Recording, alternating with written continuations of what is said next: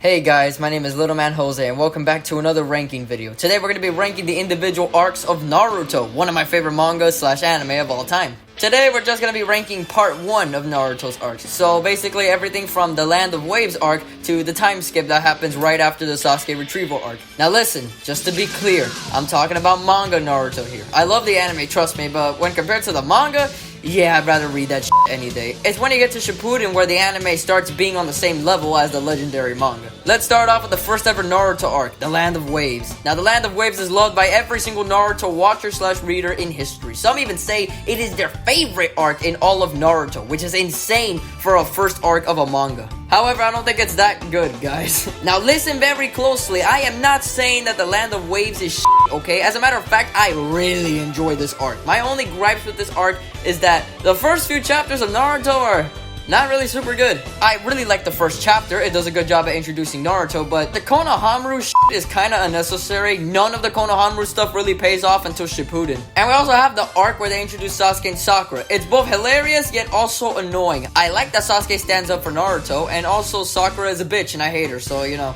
yin yang, I guess. The Kakashi training was definitely the best part of the entire prologue. I enjoyed it. But when they actually start the Land of Waves arc, wow, it gets good. I love the villains in this arc. Zabuza and Haku are great antagonists, and Gato is a sucker. The fights were drawn really well. Naruto and Sasuke got some great moments here, both individually and together. What I really like is that in this arc, they actually kind of feel like friends. Not entirely, mind you, but you know, enough to make it feel real. Like when Sasuke sacrificed himself for Naruto, that is when I started liking Sasuke. And also, yes, this arc has a lot of blood, like a crazy, stupid amount of blood and gore in it. I have no idea how they allowed this back in the day, but damn, it's just really in your face. And this was the first time that Naruto ever used Talk no Jutsu. This is iconic. And the best part is that Zabuza realizing his wrongdoings and wanting to redeem himself is actually believable. This isn't an ass pull that most of the series loves to do. It actually feels genuine and shows that Naruto has the power to change people. This arc is honestly A tier. For a first arc, it's done pretty damn well. The Chunin Exams.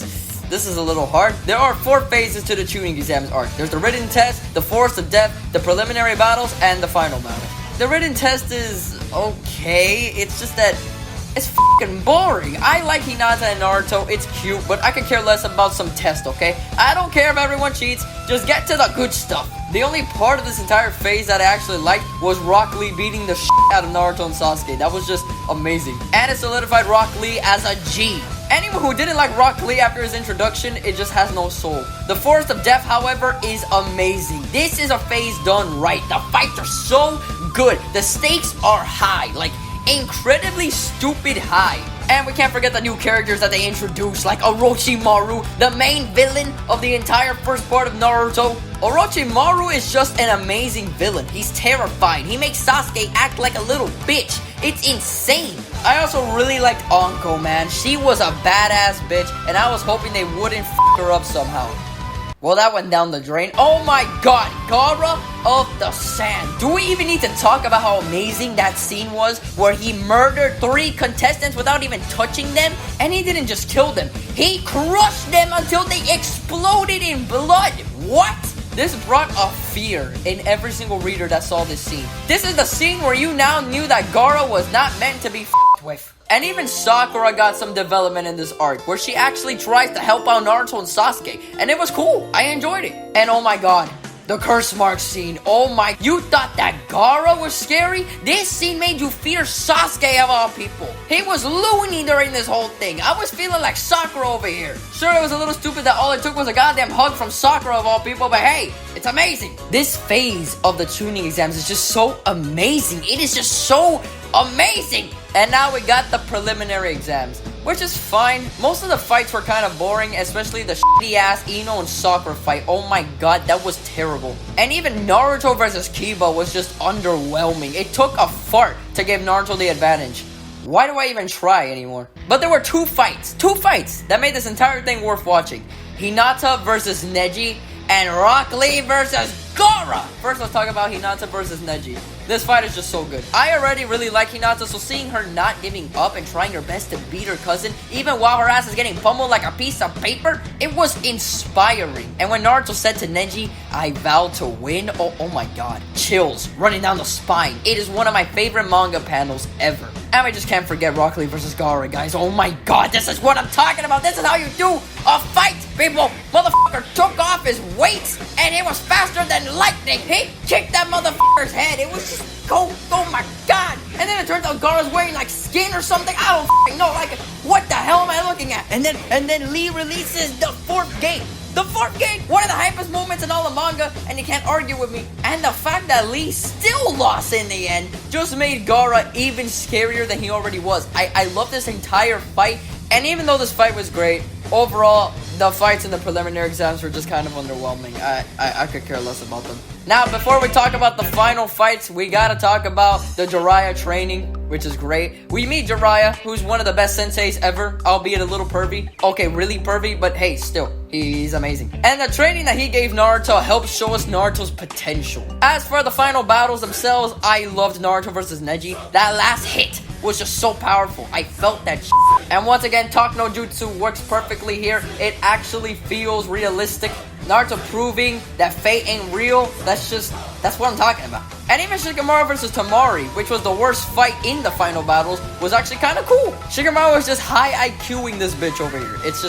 That's what I'm talking about. And I just love Sasuke versus Gaara. That scene where Gaara was screaming about his blood, that was scary. Terrifying. Overall, I gotta give the Chunin Exams an A tier as well. It's not a masterpiece or anything, but I really enjoyed it overall, despite its more boring parts. The Konoha Crush arc is A, no questions asked. Bro, Orochimaru hijacked the leaf and kidnapped the Hokage. And he made him fight reanimated versions of the first and second Hokage. At this point, we thought of these guys as legendary shinobi. Do you understand how amazing this fight was when we first saw it? And the Hokage sacrifice was visually amazing. And honestly, since none of us really cared about the third Hokage, that sacrifice felt right to have so we could have something to remember this dude by. And Naruto versus Gaara. With Shikaku coming out, Naruto unleashing the fox, the headbutt, we can't forget the headbutt, Gaara's surprisingly depressing backstory. Once again, Talk no Jutsu actually felt important and not like an ass pull. And with Gaara's backstory being very similar to Naruto's, him switching to the good guy side and apologizing to his family members for being a, well, psychotic dipshit, it felt very justified. It's a great arc. Very short, but great. The Search for Tsunade arc. Yeah, that's gonna go in B. It's a good arc. I like Tsunade. Her backstory is sad and her power is amazing. If anything, I think the fights in this arc is pretty damn good. And there's also more Naruto and Jiraiya bonding plus training, which is always a fun read. And we also can't forget that this is the first time they introduced Itachi Uchiha and the goddamn Genjutsu that he used on Kakashi. Do we all remember the 100 blades or whatever the f*** that was? That was 3 days. 3 days of hell. Dude, he even beat the shit out of Sasuke and was whispering in his ear like, you're weak, little motherfucker. It's like, oh my god. Also, Naruto learns Rasengan. It's pretty awesome. I don't really have much issues with its arc. It's pretty good. It's just that after the insanity that was the Chunin Exams, this one just kind of felt chill. And I think because of that, it deserves B tier. The Sasuke Retrieval Arc is S tier. An amazing final arc before the time skip. This is the arc where Sasuke does something that none of us were expecting. He leaves the village. Sasuke went from a pretty great character who wanted to beat his brother to a complex and confused character who would do anything to gain the power to murder his brother, no matter the cost. And since Sasuke was already very emo and always seeking power ever since the beginning, this change in his character never felt out of place. More so, we just didn't want to believe that Sasuke would actually do anything like this. Sakura begging him to come back and him knocking her out, but right before knocking her out, saying thank you.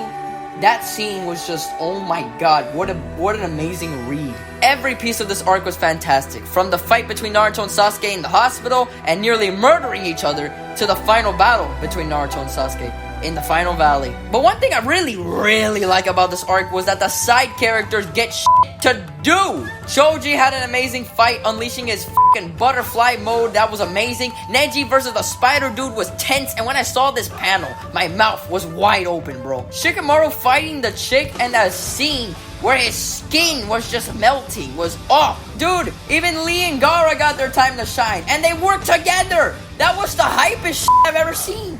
Like Lee using the drunk method so then the guy doesn't know his fucking moves. That was just the funniest fight I've ever seen in my life. The only problem I had with this arc was that Kiba got shit on and never had a comeback. It was the saddest thing I've ever seen in my life. But the pinnacle of the entire arc was the final valley fight between Naruto and Sasuke. It was visually impressive. The fight had so much momentum in both manga and anime. It was emotional, and you could understand both characters perfectly. And finally, the final Rasengan versus Chidori clash. Masterpiece of a panel. And we can't forget when Sasuke decided to not kill Naruto. This was the moment when I realized that Sasuke was going to be one of the best characters in the whole series. He didn't just turn into a monster with no remorse. He's still a person. He's just confused and filled with hatred. The ending of this arc was very somber because the team failed, and Shikamaru crying was the cherry on top. I just love this arc so goddamn much. Well, that's Naruto Part 1 arcs ranked. Next time we come back to this, we're going to be talking about Shippuden, which I cannot wait for. I'll see you guys in the next video. Peace.